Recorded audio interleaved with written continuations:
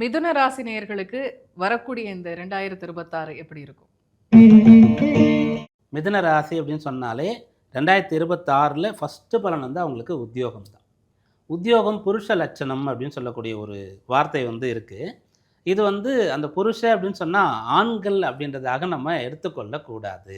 இந்த புருஷ அப்படின்னு சொன்னால் வந்து மானுடர்கள்னு எடுத்துக்கலாம். அதாவது மனிதர்களாக பிறந்தவர்கள் அப்படின்னு எடுத்துக்கலாம். அப்படி பார்க்கும்போது மிதுன ராசியில் இருக்கக்கூடிய ஆண் பெண் இரு பாலினருமே வந்து இந்த வருஷத்தில் உத்தியோக ரீதியாக நல்ல பலனை அடைய போகிறீங்க. நீங்கள் வந்து சில நாட்களோ மாதங்களோ அல்லது வருடங்களோ வேலை இல்லாமல் இருந்தீங்கன்னு சொன்னால் கட்டாயம் இந்த 2026 பிறந்த உடனே உங்களுக்கு வேலை கிடைச்சிரும். உறுதியாக இந்த விஷயத்த சொல்லலாம். எதை பேஸ் பண்ணி இதை நம்ம சொல்கிறோன்னு கேட்டால், ஒன்று, உங்களுடைய ராசிக்கு ஜீவனாதிபதின்னு சொல்லக்கூடியவர் யார்? அதாவது ஜீவனம்னா உத்தியோகம், வேலை உங்களுக்கு கிடைக்கணும். அப்போ அதுக்கான கிரகம் யாருன்னு கேட்டால் குரு. அந்த குரு ராசியில் இருக்கார். ரெண்டாவது, ஜீவனஸ்தானத்தில் இப்போ சனி இருக்கு. சனி வந்து ஒரு இடத்துல இருக்காருன்னா நிலையாக ரொம்ப நாள் அவர் வந்து இருப்பார். அப்படிப்பட்டவர் அந்த ஜீவனஸ்தானத்தில் இருக்கிறதுனால கட்டாயம் உங்களுக்கு வேலை கிடைக்கும். இதுதான் இந்த வருஷத்தினுடைய பிரதானமான பலன். அதற்கு அடுத்து மிதுன ராசியில் பிறந்து நல்ல உத்தியோகத்தில் இருக்கிறீங்க அப்படின்னு சொன்னால் அந்த வேலையில் முன்னேற்றம் கிடைக்கும். ரொம்ப காலமாக உங்களுக்கு வந்து ஒரு ரெகக்னிஷனே கிடைக்கல. நீங்கள் வந்து அவ்வளோ நாளாக ஒர்க் பண்ணுறீங்க, ரொம்ப சின்சியராக இருக்கிறீங்க, ஹார்ட் ஒர்க் பண்ணுறீங்க. உங்களால் தான் அந்த நிறுவனமே இயங்குகிறது. அதுக்கு நீங்கள் வந்து அப்படிப்பட்ட ஒரு பில்லர் மாதிரி இருக்கிறீங்க. ஆனால் யாரும் உங்களை வந்து ப்ரைஸ் பண்ணல, கொண்டாடல, பாராட்டல அப்படின்னு சொன்னால் இந்த வருஷம் அது உங்களுக்கு கிடைக்க போகிறது அப்படின்றது அர்த்தம். அந்த ஜீவனம் உத்தியோகஸ்தானத்தில் நல்ல பலன் கிடைக்கக்கூடிய யோகம் இருக்கிறது. ஆனால் இதெல்லாம் எப்படி கிடைக்கும்னு சொன்னால் வேலை அதிகமாக இருந்து தான் கிடைக்கும். 10ஆம் இடத்துல சனி இருக்காருன்னு சொன்னால் அப்போ வியர்வை சிந்தணுன்றது அர்த்தம்.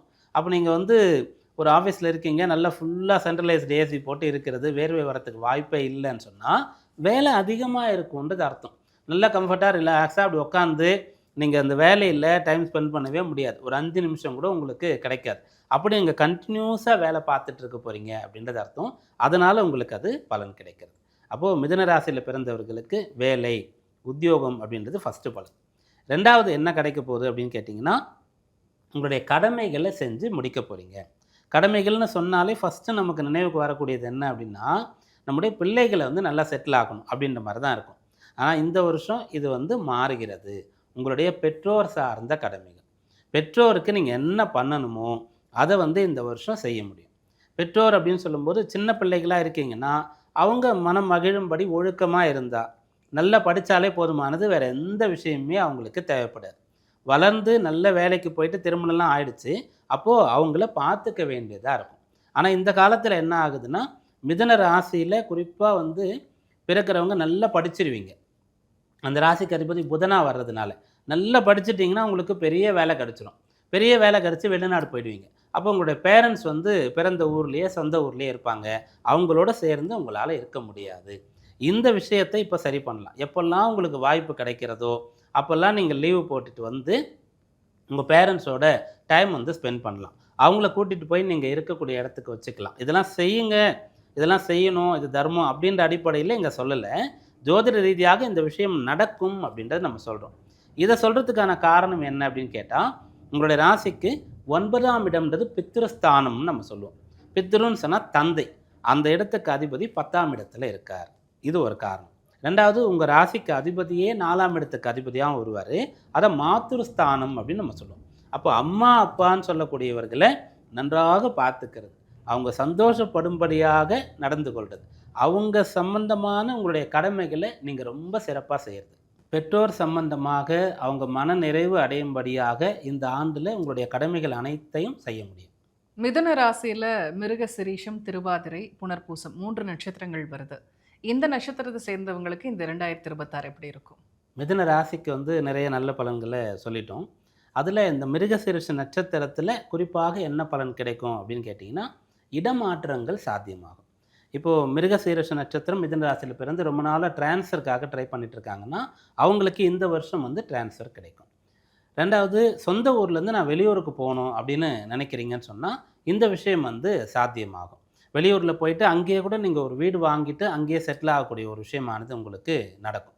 அதன் பிறகு என்னென்னா, ரொம்ப காலமாக ஏதோ ஒரு உடல் உபாதை சம்பந்தமாகவே நீங்கள் கஷ்டப்பட்டுட்டு இருக்கிறீங்கன்னா அதற்கான தீர்வு இப்போது தெரிய வரும். பெரிய அளவுக்கு நீங்கள் கூட எடுத்துகிட்டு பயப்பட வேண்டாம். சாதாரணமாக ஒரு ஒத்த தலைவலி உங்களை வந்து பாடாப்படுத்துது, ஒவ்வொரு நாளும் வந்துடும், மத்தியானம் ஆச்சுன்னா தலைவலி வந்துடும், உங்களுக்கு முடியவே முடியாதுன்னு சொன்னால் அதற்கு மிகச் சரியான தீர்வு என்ன, வைத்தியம் என்ன, உங்களுடைய லைஃப் ஸ்டைல் ஏதாவது சேஞ்ச் பண்ணணுமா, ஏதாவது ஃபுட் ஹேபிட்னால அது இருக்கிறதா அப்படின்ற விஷயங்கள்லாம் நீங்கள் நல்லா ரியலைஸ் பண்ணிவிட்டு இந்த ஆண்டில் அதிலிருந்து விடுபடுவீங்க. திருவாதிரை நட்சத்திரம் இதில் பிறந்தவங்களுக்கு இந்த ஆண்டு வெளிநாட்டு தொடர்பு ஏற்படும். வெளிநாட்டில் இருக்கக்கூடியவர்கள்னால உங்களுக்கு ஒரு நல்லது நடக்கும். உங்களுடைய உறவினர் ஒருவர் வந்து வெளிநாட்டில் இருக்கார், நல்ல பிஸ்னஸ் பண்ணி செட்டில் ஆகிருக்கார், நல்ல பெரிய பதவியில் இருக்கார், சொந்த வீடெல்லாம் அவருக்கு இருக்குன்னு சொன்னால் அவரை நீங்கள் அப்ரோச் பண்ணிங்கன்னா உங்களுக்கு ஒரு அடைக்கலம் கொடுப்பார். வந்து கொஞ்ச நாள் இங்கே இரு, நான் வந்து உனக்கு வரத்துக்கான விஷயங்கள் எல்லாம் ஏற்பாடு பண்ணி கொடுக்குறேன், வேலை வாங்கி கொடுக்குறேன், ஆனால் அதன் பிறகு நீ உன்னோட இதை பார்த்துக்கணும்னு சொல்கிறாருன்னா அப்படி ஒரு வாய்ப்பு உங்களுக்கு கிடைக்கும். திருவாதிரை நட்சத்திரத்தில் இருந்து பிஸ்னஸ் பண்ணிட்டு இருக்கீங்க அப்படின்னு சொன்னால் உங்களுடைய அந்த தொழிலை வந்து வெளிநாட்டு அளவிற்கு விரிவாக்கம் செய்யக்கூடிய ஒரு வாய்ப்பு இந்த ஆண்டு கிடைக்கும். அடுத்து புனர்பூசம். புனர்பூசத்தில் முதல் 3 பாதங்கள் 1, 2, 3ஆம் பாதத்தில் பிறந்தவங்க வந்து மிதுன ராசியில் வருவீங்க. உங்களுக்கான பலன் இந்த வருஷத்தில் என்னென்னா, நீங்கள் யார்கிட்டயோ பணம் கொடுத்து திரும்ப வராமல் இருக்குது, அது வந்து மாதக்கணக்கோ இல்லை வருஷ கணக்கோ ஆயிடுச்சு, ரொம்ப நாள் ஆயிடுச்சு, ஆனால் கண்டிப்பாக அது மஸ்ட், உங்களுக்கு அந்த பணம் வேணும். நீங்கள் வந்து கடன் வாங்கி கொடுத்தீங்க அல்லது பிள்ளைகளுடைய திருமணத்துக்கு உயர்கல்வின்னு வச்சிருந்ததை கொடுத்துட்டீங்க, அவங்க கொடுக்கல அப்படின்னு சொன்னால் இந்த வருஷம் அந்த பணம் உங்களுக்கு திரும்ப கிடைக்கும். அது எப்படி கிடைக்கும்னா, நீங்கள் வந்து அதை ரொம்ப சாஃப்டாக ஹேண்டில் பண்ணால், அந்த முள்ளில் விழுந்த சேலையை எடுக்கிறதுன்னு சொல்லுவாங்களா, அப்படியாக ரொம்ப ஜென்டிலாக நீங்கள் அணுகுனீங்க அப்படின்னு சொன்னால் அந்த பணம் வந்து உங்களுடைய கை வந்து சேரும். மிதுன ராசி நேயர்கள் இந்த 2026 புத்தாண்டில் என்னென்ன பரிகாரங்கள் செய்யணும்? மிதுன ராசியில் பிறந்தவங்களுக்கு இந்த ஆண்டுக்கான மிகச்சிறந்த பலன் தரக்கூடிய பரிகாரம் என்ன அப்படின்னு பார்த்தா, இந்த சிகப்புலேயே அடர்ந்த சிகப்பு இல்லாமல் வெளிர் சிவப்புன்னு சொல்லுவோம், ரொம்ப லைட்டாக இருக்கக்கூடியது பிங்க் ரோஸ் அப்படின்னு சொல்கிறோம் இல்லையா, இந்த நிறத்தில் பூக்கள் வரக்கூடிய தாவரத்தை செடியை வந்து நீங்கள் வச்சு வளர்க்கலாம். அதே மாதிரி நிறத்தில் பூக்கள் தரக்கூடிய மரக்கன்றுகளை கூட நீங்கள் வந்து வச்சு பராமரிக்கலாம். இதை செய்யும்போது மிகச்சிறந்த பலனை அது உங்களுக்கு ஏற்படுத்தும். அது வளர்ந்து அந்த பூ வரும்போது உங்களுக்கு நல்ல விஷயங்கள் வளர்கிறது அப்படின்றது அர்த்தம். ஒருவேளை மரக்கன்று நீங்கள் வைக்கிறீங்க, மரமாக வருதுன்னு அப்படி பார்த்தீங்கன்னா உங்களுக்கு ஏதோ ஒரு பிரச்சனை வரும்போது முதல்ல அந்த மரத்தில் வந்துடும், திடீர்னு மரம் வந்து பட்டு போயிடும். அந்த மரத்தில் சில சமயத்தில் மின்னல் இடி கூட தாக்கக்கூடிய வாய்ப்புலாம் இருக்கும். அப்போது நீங்கள் வந்து உங்களுக்கு வரக்கூடியது அதை எடுத்துக்கொண்டதுன்னு நினச்சிப்பீங்க. அதனால் இந்த தாவரங்கள்னு சொல்லக்கூடியது மிகச்சிறந்த பரிகாரமாக இருக்கும். அதை தான் இந்த 2026 நம்ம எடுத்து எல்லாருக்கும் சொல்லிகிட்டு இருக்கோம். ஏன்னா இந்த வருஷத்துக்கும் அதுக்கும் மிகச்சிறந்த தொடர்பு இருக்கிறது. அதற்கப்புறம் நீங்கள் என்ன பண்ணலாம் அப்படின்னு கேட்டால், நீங்கள் ஆயில்ய நட்சத்திரம் வரக்கூடிய அன்னைக்கு ஒவ்வொரு மாதத்துக்கும் ஒரு முறை இந்த நட்சத்திரம் வரும். அந்த நாளில் நாகத்தோடு சர்ப்பம் அந்த பாம்போடு சேர்ந்து இருக்கக்கூடிய தெய்வத்தை வழிபடக்கூடிய ஒன்றை வந்து கடைபிடிக்கிறீங்க, 12 முறை ஆயில்யம் வரும், 12 மாதமும் செய்கிறீங்கன்னு சொன்னால் இது மிகச்சிறந்த பரிகாரமாக இருக்கும்.